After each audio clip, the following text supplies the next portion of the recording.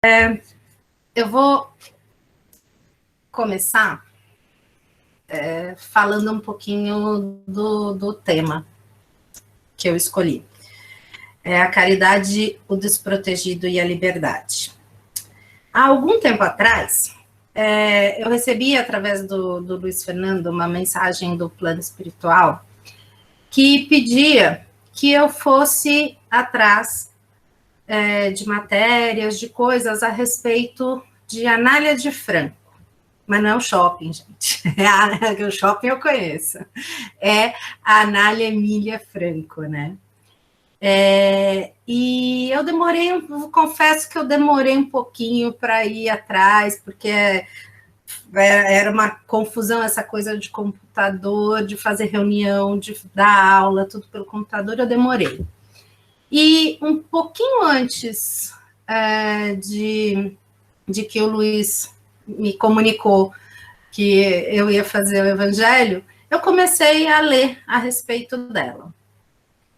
E essas 3 palavras que eu estou usando como tema, elas estão inseridas em uma frase da Anália Franco e que me tocou bastante quando eu li. A frase é essa: a verdadeira caridade não é acolher o desprotegido, mas promover-lhe a capacidade de se libertar. Quando eu li essa frase, eu já sabia que eu ia fazer o Evangelho. E na hora que eu li, eu tive certeza de que era isso, que era o tema. Eu não achava o tema, que tema que eu vou fazer, sobre o que eu vou falar. E quando eu li essa frase, eu tive certeza que era esse o tema, né? Então, é sobre isso que eu vou falar. Na verdade, para não ficar tão grande assim na hora de falar qual é o tema, né? Eu peguei essas 3 frases, essas 3 palavras, e coloquei como tema, mas elas representam essa frase. E eu li essa frase centenas de vezes já, porque cada vez que eu leio, me vem alguma coisa na mente, alguma coisa acontece. E ela me tocou muito, essa frase. Só que eu vou falar sobre essa frase apresentando a Anália Franco para vocês. Porque um conhecimento que eu reforcei esse ano, durante o planejamento das aulas de evangelização, é de que quando a gente conhece a vida de uma personalidade, no caso, uma personalidade que era espírita, e a vida dessa pessoa normalmente nos ensina muito.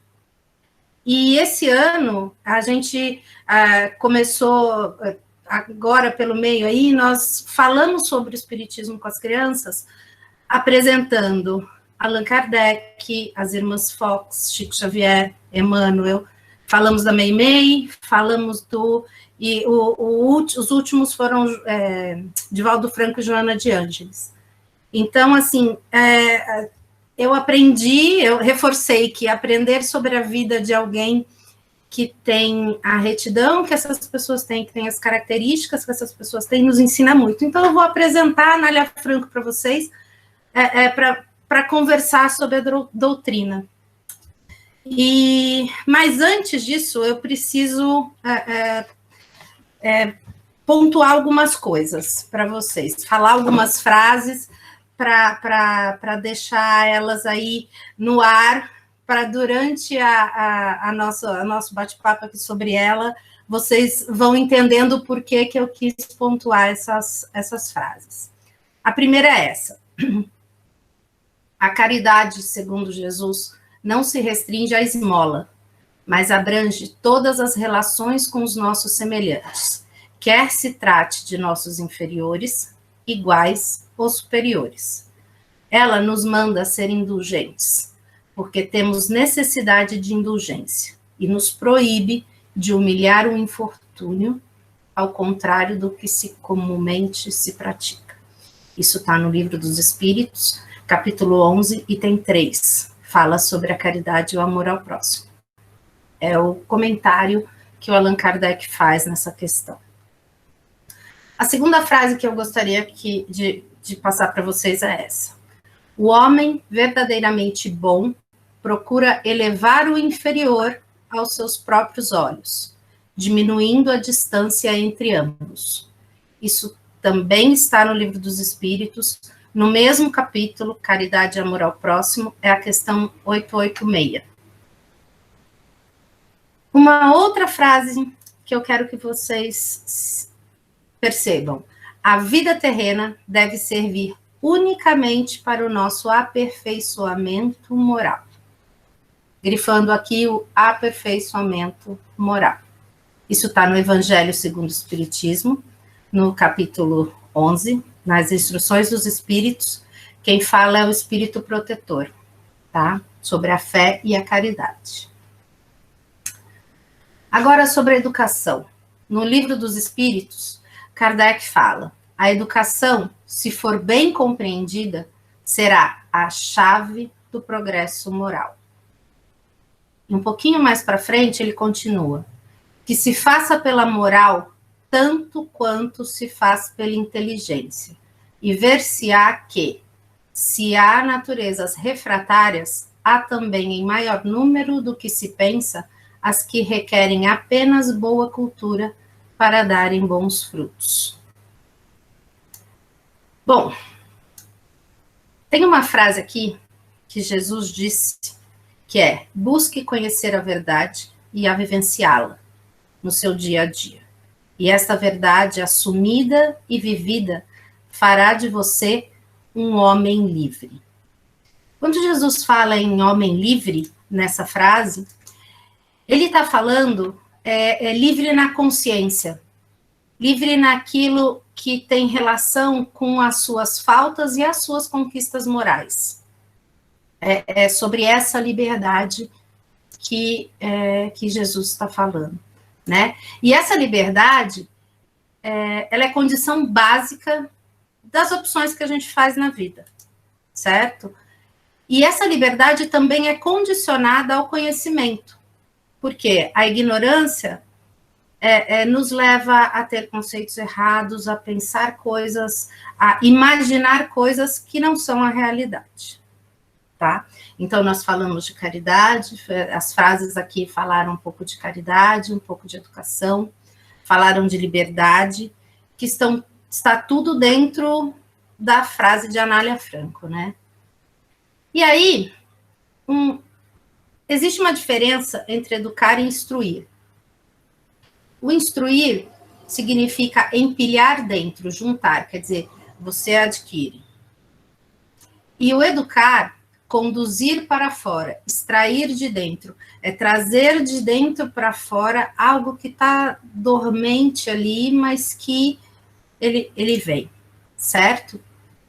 E Emmanuel, no livro Pensamento e Vida, ele diz assim, ó: a universidade poderá fazer o cidadão, mas somente o lar pode edificar o homem. E então, essas frases são frases que têm tudo a ver com aquilo que a gente vai falar hoje. Eu passei rapidinho por elas, porque a gente vai lembrar delas aí no decorrer desse nosso caminho hoje, certo? Essa é a Anália Franco, a pessoa que eu vou mostrar para vocês. Essa foto foi uma das únicas fotos que eu consegui dela, que as outras elas estão mais longe, não estão tão boas assim, né? Então, essa é a minha apresentação hoje para vocês, e agora vamos ficar continuar isso num bate-papo. E eu quero começar isso contextualizando o momento, a vida dela com o momento que o Brasil vivia. Ela nasceu em Resende, no Rio de Janeiro, e em 1853. Se a gente pensar 1853, nós estamos falando de Brasil Império ainda, tá? E ela nasceu 4 anos antes do lançamento do primeiro livro da codificação, que é o Livro dos Espíritos, tá? Então, ela nasce 4 anos antes do lançamento do Livro dos Espíritos. Em 1861, quando ela tinha 8 anos, ela muda para São Paulo. 1861, ela muda para São Paulo, é o ano de lançamento do Livro dos Médiuns. Quando ela tinha 11 anos, em 1864, foi lançado o Evangelho segundo o Espiritismo. Em 1865, 12 anos, foi lançado O Céu e o Inferno. Em 1868, quando ela tinha 15 anos, quando ela começa a ajudar a mãe dela no magistério, é o ano de lançamento da Gênese. Eu queria fazer essa relação dela com o Espiritismo mais para frente, eu já falo por quê. Em 1871, ela tinha 18 anos, estamos falando ainda de Brasil Império, uma mulher nascida no Brasil Império. Foi em 71 que a princesa Isabel assina a Lei do Ventre Livre, que é a lei que dizia que as crianças negras, a partir daquele momento, filhos de escravos, são livres. Isso gerou um caos, porque as crianças começaram a ser abandonadas, porque elas não serviam mais como negócio, e elas, dos 8 aos 21 anos, elas até poderiam trabalhar como trabalhadores na fazenda, mas eles teriam que ser pagos, e o fazendeiro teria que bancar essas crianças até que elas fizessem 8 anos sem trabalhar. Isso não servia para eles, então elas eram simplesmente descartadas, né, abandonadas. 1872, no ano seguinte, ela tinha 19 anos, ela oficialmente começa a trabalhar com a mãe dela, porque ela passa em um concurso. E é a partir daí que ela realmente começa a se dedicar ao magistério. É a partir desse momento que ela oficialmente começa a trabalhar com a mãe, que ela se dedica o restante da vida dela a isso. Com 35 anos, em 1888, ainda Brasil Império, Princesa Isabel assina a Lei Áurea. Mão de obra escrava é dispensada, substituída pelos imigrantes, e o caos continua no país, né? Em 1875, quando ela tinha 22 anos, ela se forma professora. E ela se forma professora numa época onde metade dos homens eram analfabetos e 2/3 das mulheres eram analfabetas. Então, percebam o momento que ela vive, né? Em 1906, ela tinha 53 anos, já era Brasil República, 53 anos. Ela se casa com Francisco Bastos. E em 1919, com 66 anos, por conta da gripe espanhola, ela desencarna. Então, ela nasceu no Brasil Império, ela desencarnou no Brasil República, a República é 1889, né, um ano depois da Lei Áurea. Ela viveu 36 anos no Brasil Império, 30 anos no início do Brasil República. Era uma época que a mulher não era valorizada, né? Mulheres, crianças, não existia essa valorização, ninguém falava nada a respeito de mulheres e crianças, ninguém respeitava. E ela foi criada num lar com um pai contador e uma mãe professora primária, aonde havia muito amor, muito carinho, muito respeito, que era, assim, fora da curva para a época, né? Era um lar fora da curva para os modos da época. Inclusive, quando ela saía, ia buscar alguma coisa, e ela lia, né? Ela escrevia, as pessoas depois falavam com o pai dela, criticando, porque como pode? Para que uma mulher saber ler, saber escrever? Ela tem que saber cuidar da casa, do marido, dos filhos. O pai dela foi muito criticado. E a mãe dela, essa relação de amor, carinho e respeito que existia entre todos na casa dela, fora, ela se comportava como uma mulher da sociedade, que respeitava o marido, isso, aquilo, mas o respeito e o amor era muito grande dentro da casa dela. Bom, esse era o contexto que eu queria colocar, o momento histórico do país, que é onde ela cresceu e viveu, né? Nasceu e viveu. Bom, depois da lei do ventre livre, ela tinha 18 anos. Como eu havia dito, vivíamos num caos social aqui por conta do abandono das crianças negras, né? E lembremos que foram da lei do ventre livre até a lei áurea, foram 16 anos. Então, foram 16 anos de crianças sendo abandonadas, mortas, largadas, injustiçadas. Foram 16 anos sem os pais, né? Porque depois isso continuou, só que com os pais junto, passando por esse caos, né? E ela morava em São Paulo. Em São Paulo, não era tão gritante, né? Essas coisas não eram tão gritantes. Então, ela decidiu ir para o interior, para justamente cuidar da causa dessas crianças, que eram expulsas das fazendas e viravam mendigas, com fome, frio, sem um lar, né?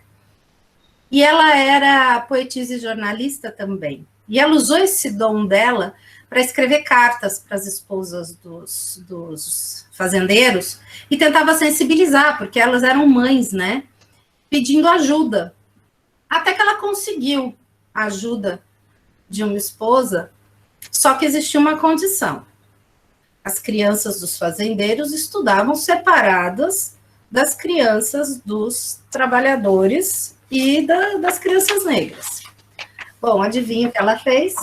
Ela juntou todas as crianças, porque ela achava que era o certo? Ela juntou os filhos dos fazendeiros, os filhos dos empregados e as crianças negras. Bom, foi expulsa da cidade, foi ameaçada de morte, mas ela sempre se manteve fiel às suas convicções morais. Ela achava que o correto era esse, então ela manteve-se nisso. E ela foi expulsa. E nessa época, ela começou, por conta disso e de outras coisas, ela começou a ficar conhecida pelo que fazia, né? Principalmente, ela era principalmente conhecida pelo clero. E lá vou eu fofocar, que eles chamavam ela de a perigosa.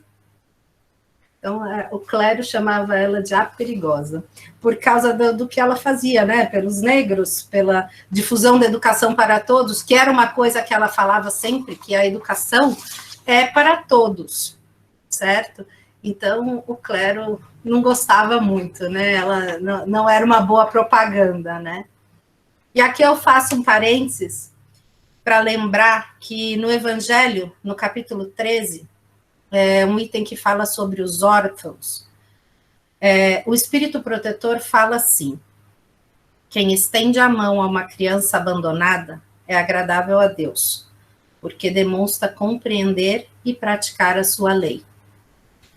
Vamos lá, né? Praticar a lei do amor e da caridade. E é exatamente o que a Anália Franco fazia, é exatamente o que ela ensinava para os outros. Porque eu insisto em falar do contexto histórico, porque o momento que ela vivia e fazer isso que ela fazia, ela era uma mulher de uma convicção muito forte, né? Ela tinha uma convicção moral muito forte, ela acreditava naquilo e ela fazia, não interessava o que em volta estava acontecendo com ela, né? Eu acho que é um exemplo lindo para nós. Por isso, eu achei importante contar a vida dela, falar do espiritismo contando a vida dela. Lembra que eu falei da relação do espiritismo, né, com a vida dela com o lançamento dos livros da doutrina, né? Entre 1897 e 1898, ela tinha entre 44 e 45 anos. Brasil, República, vale ressaltar aqui, né? 1897, já estávamos no Brasil, República. Ela sofreu uma cegueira temporária. Quando ela sofreu essa cegueira temporária, ela conheceu o espiritismo, bem nessa época. E o que mais encantou ela sobre o espiritismo é que foi o caráter científico e a clareza com que a doutrina aborda os aspectos espirituais sensibilizou muito ela. Então, assim, ela sempre foi uma mulher com preceitos morais muito fortes dentro dela, né? E quando ela conheceu o espiritismo, isso ficou reforçado para ela, né? Bom, em 1901, 3 anos depois que ela conheceu o espiritismo, ela tinha 48 anos, ela funda uma associação. A associação se chamava Associação Feminina Beneficente e Instrutiva de São Paulo. Essa associação tinha o objetivo de proteger e educar as crianças das classes desvalidas, bem como as mães desamparadas. Olha aí o desprotegido da frase dela, certo? Essa associação, eu vou contar para vocês que ela foi a primeira, gente, ela tinha 48 anos, a primeira de mais de 100 instituições que ela fundou até os 66 anos. Ela morreu com 66, ela começou com 48. Mais de 100. E no Brasil, República, início. Certo? Bom, ela, como ela morreu com 66 anos, né? Ela não conseguiu tudo que ela imaginava, porque ela queria espalhar isso pelo Brasil todo. Ela fez muita coisa aqui em São Paulo, e ela fez alguma coisa no Rio de Janeiro e alguma coisa em Minas. Então, ela desencarnou antes de completar a ideia dela, né? E aqui acho importante colocar que, falando em personalidades espíritas, quem eram os contemporâneos dela? Bezerra de Menezes, que ele era presidente da FEB, né? Eurípides Barçanufo, que tinha o trabalho dele em Uberaba, o Cair Barschurtel, que era no interior de São Paulo, se eu não me engano era Piracicaba e Sorocaba. Tinha o Tomás Novelino, que era em Franca, e tínhamos o Batuíra, né, aqui em São Paulo. Então, assim, ela era contemporânea de muita gente que batalhava pelo amor, pela caridade, né? Bom, com 50 anos, em 1903, ela fundou um jornal. E esse jornal, ele era a porta-voz da instituição, ele se chamava A Voz Maternal. E aí eu vou dizer uma coisa que, uma das coisas que eu fiz para estudar a Anália Franco foi assistir uma palestra da Júlia Neso, da USE, né, Célia, Júlia? E a Júlia contou que, assim, a USE hoje soa para fazer 5.000 impressões daquele jornalzinho que a gente vê no Caritas, né? Então, nós estamos falando de 1903. Ela tinha uma tiragem de 6.000 exemplares desse jornal. O que vocês acham? Com uma mulher de 50 anos, em 1903, com 6.000, uma tiragem de 6.000 do jornal. Olha só como impressiona a força de vontade dela, a vontade de fazer acontecer, de quem acredita naquilo que faz, né? Então, assim, a Júlia até comentou nessa palestra dela que ninguém negava dinheiro para ela, que ela ia no banco, eles sabiam que era um empréstimo que ninguém ia ver, mas que eles davam o dinheiro para ela, porque outras pessoas acreditavam nela. Porque sozinha também ela não conseguiria fazer, né, gente? A gente sabe que sozinhos nós não somos, nós somos quando estamos unidos, né? Bom, em 1911, 58 anos, reparem que eu estou falando de uma mulher que, inclusive hoje, muita gente acha que passou dos 40, tá velho já, né? A gente às vezes escuta que passou dos 40 anos, está velho. E vejo que ela, com 48 anos, fez a primeira instituição dela, né? Então, em 1911, com 58 anos, ela fundou uma colônia, a Colônia Regeneradora Dom Romualdo. Eu estou pontuando aqui coisas que são bem interessantes, mas, como eu disse antes, são mais de 100. Então, a gente ficaria aqui até amanhã, né, falando de tudo que ela fez. Essa colônia, para fundar essa colônia, ela comprou uma chácara, chamava-se Chácara Paraíso. É na região do Tatuapé. Aí vocês vão lembrar do shopping, que tem o nome dela, é lá naquele pedaço.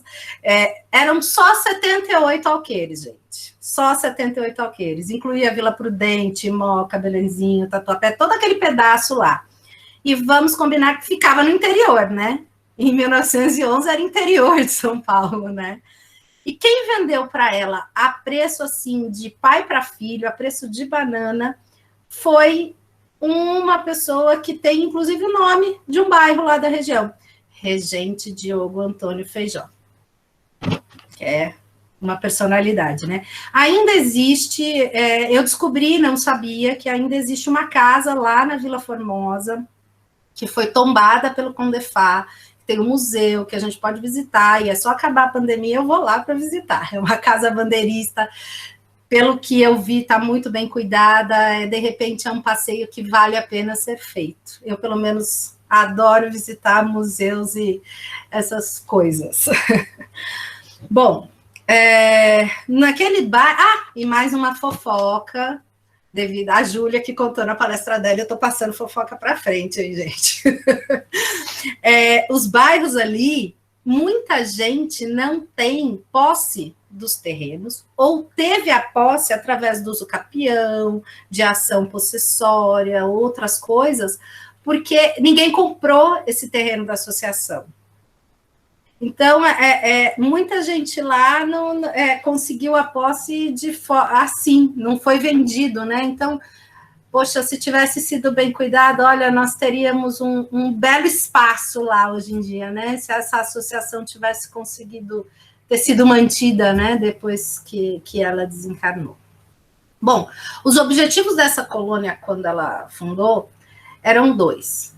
O primeiro era abrigar garotos que fossem mais aptos à lavoura, à agricultura, a atividades agropastoris, e eram garotos, normalmente, que tinham problemas com drogas, com alcoolismo. Vamos lembrar que ainda, a partir do momento que as crianças, com a lei do ventre livre, foram largadas, e depois a lei áurea, a coisa começou a desandar demais, e vamos combinar que o nosso país sempre teve problemas de gestão, né?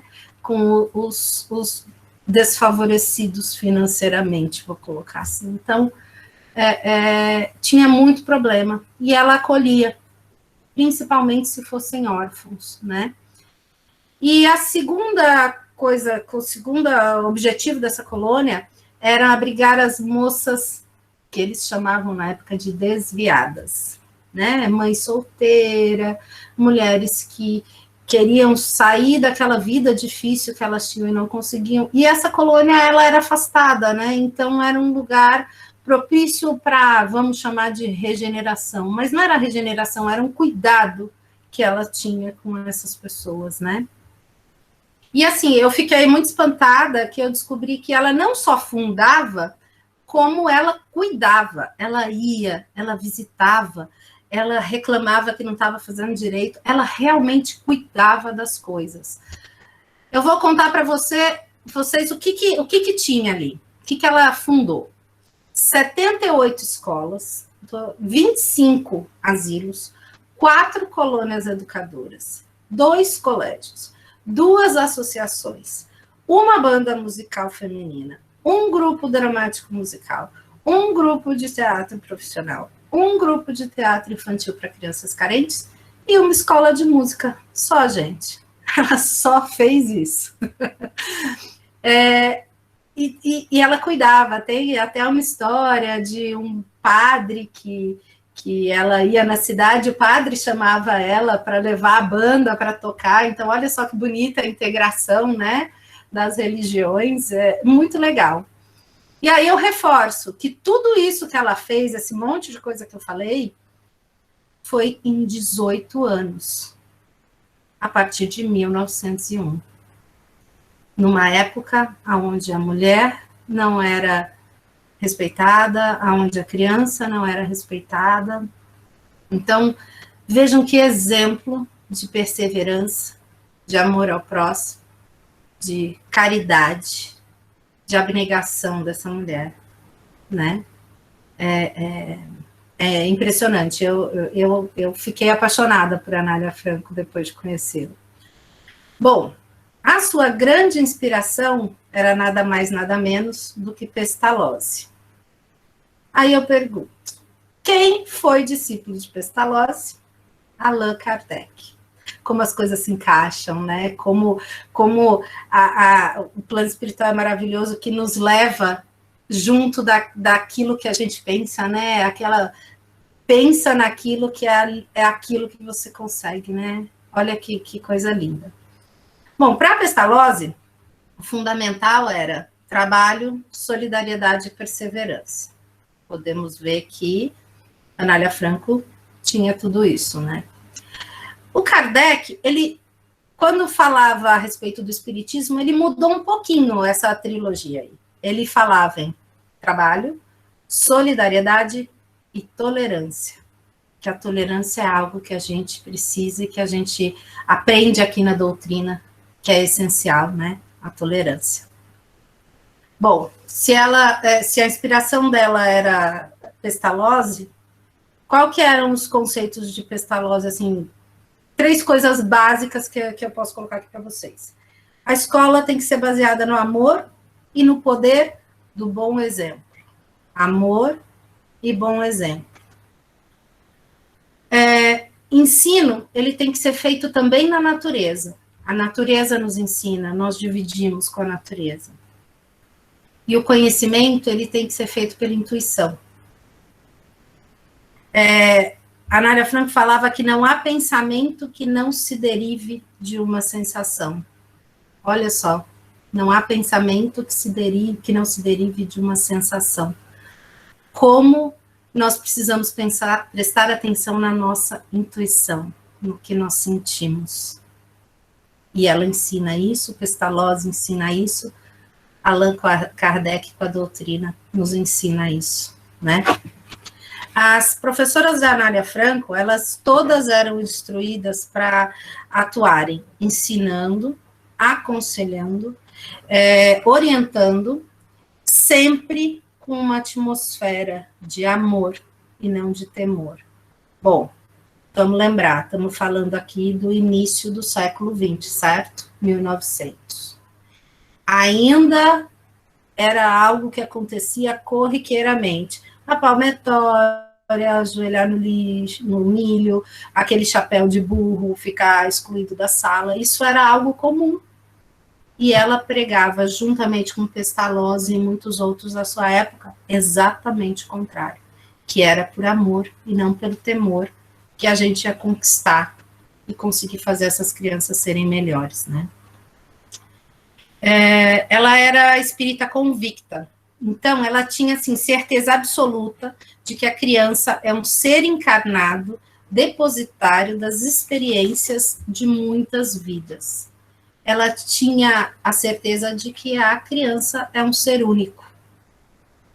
E hoje a gente, às vezes, vê algumas metodologias, ainda hoje, que ainda pregam algo que não consideram a criança um ser único, né? Cada um é um. Vamos tratar todo mundo igual e é assim e pronto, acabou, né? Ela não.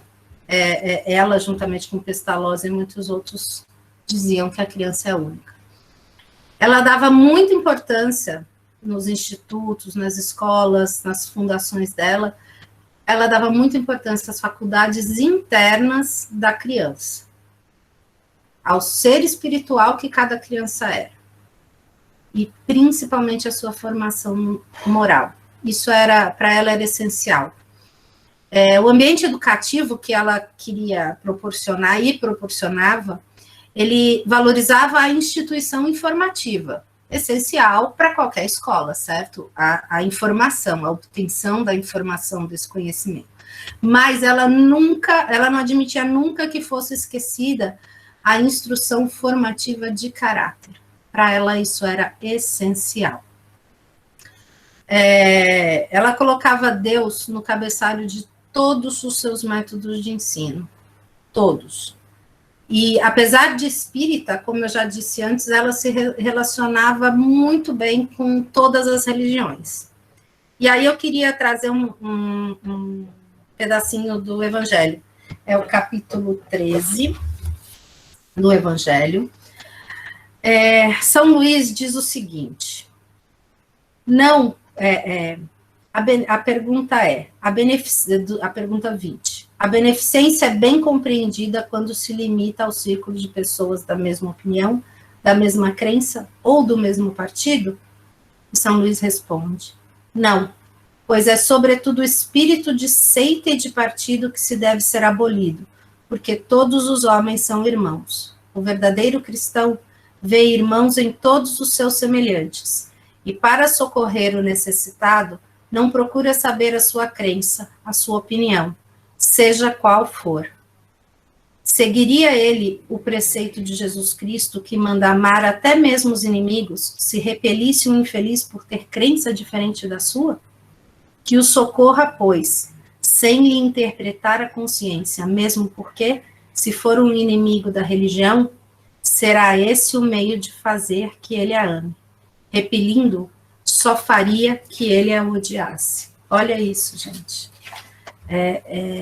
Pela conversa, pela troca, é aí que nós conseguimos trazer o outro para aquilo que a gente pensa. Olha só, que coisa bonita, né? E isso aqui é uma coisa que às vezes a gente não vê por aí, né? No dia a dia. É estranho falar isso, mas é verdade, né? A gente está vendo hoje em dia muito assim, a minha opinião é a que está certa, essa divisão das coisas, né? E não é isso, e não é brigando, não é impondo que a gente consegue, né? Eu falei para vocês que a gente acabou de falar sobre várias personalidades aí do espiritismo com as crianças, e quando eu li isso, eu lembrei de um vídeo que a gente viu da Mansão do Caminho, do Divaldo Franco, aonde o atendimento, o auxílio às pessoas, ele não está condicionado à religião da pessoa, eles atendem a todos. Olha o exemplo aí, né? Olha o exemplo que a gente tem que seguir. Olha só a importância de nós darmos o exemplo. Porque não é falando que a gente ensina, vivendo, dando exemplos, né? E quando se trata de criança, então, acho que isso é mais forte ainda, né? Bom, nas escolas maternais dela, elas passavam, assim como nas outras, a noção de Deus. Mas nessas especificamente, ela cuidava muito disso, porque ela acreditava que até os 7 anos, a criança é como uma folha em branco, aguardando que alguém complemente, de preferência com valores positivos. E aí essa criança vai levar esses valores para o resto da encarnação. É isso que a gente escuta sempre, né? Que os 7 primeiros anos da criança são muito importantes. E ela aplicava isso nas escolas, nos cursos, em tudo que ela fazia com as crianças pequenas. Eu já ouvi, aqui eu queria fazer um parênteses, eu já ouvi muitas vezes pais, muitas também não, né? Mas eu já ouvi pais falarem assim, que não colocam seus pais na evangelização, porque eles aprendem. Como eu acabei de falar, a gente não pode obrigar ninguém a ser espírita, a ter a mesma crença que a gente, né? Mas aí eu já me perguntava antes, e hoje eu acho que eu me pergunto mais. Se o espiritismo é bom para mim, por que eu não posso apresentá-lo para o meu filho? Para que ele conheça. Para que ele possa ter a liberdade de, no futuro, falar, não é isso que eu quero. Então, eu aqui faço esse parênteses, porque eu realmente já escutei pessoas falando que não colocam na evangelização, justamente porque não querem direcionar a criança, não querem direcionar o jovem a alguma coisa, porque não é só a criança, né? Mas, gente, se ele é bom para a gente, por que a gente não pode apresentar isso para a criança, para o jovem, para o amigo? Não é verdade? No futuro, se ele vai ou não continuar na doutrina, é ele que vai decidir, né? Não é o pai, não é a mãe, não é a avó, não é ninguém, é ele que vai decidir, mas vamos apresentar, né? A decisão é dele. Ele vai poder dizer não conhecendo, né? A gente tem que conhecer para dizer não, entender um pouquinho para dizer isso eu não quero. Você não precisa experimentar, mas você precisa entender o que é, compreender o conceito, né?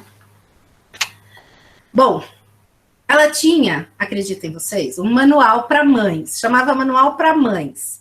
Lembrem-se que naquela época os pais não queriam muito se envolver nesse assunto, né? Mas nesse manual dizia que mães e pais precisam acompanhar aquilo que seus filhos estão fazendo.